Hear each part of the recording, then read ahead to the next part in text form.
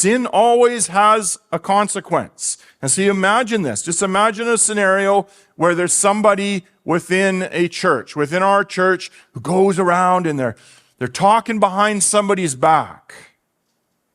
Talking behind somebody's back, gossiping, and this actually is making mischief when you do that, gossiping, and it's all under the Christian disguise of, hey, you say, I just want to tell you these horrible things about them so we can pray.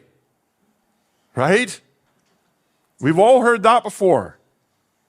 It's gossiping, but then kind of buttering it up to make it sound Christian so that we can pray. And you shouldn't be saying it. So imagine this is happening. Imagine if downstairs in the basement, around one of the corners in the basement, somebody's talking behind somebody's back, gossiping about them, saying something, and the other person is right on the other side of the corner. They're coming down the hall and they hear. And it's about them. What do you think is going to happen? I tell you what, I don't really know what's going to happen in each scenario, but it's not good. It's not good. Even in the church, it's oftentimes something like that. It's like a nuclear bomb goes off.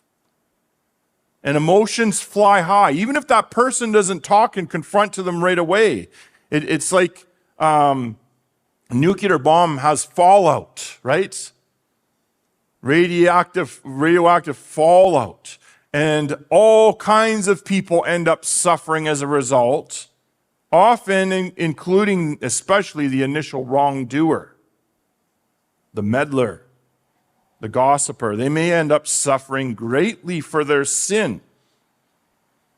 And unfortunately, I've seen this numerous times where the person who is the wrongdoer, after a while, they go and they try and rewrite the story and cast their suffering in a righteous light. They cast their suffering in a righteous light. When in reality, their suffering is a natural consequence of sin.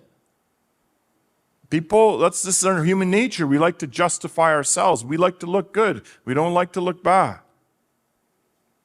And Peter says very clearly in verse 15, he says, let none of you suffer because you're involved in bad stuff.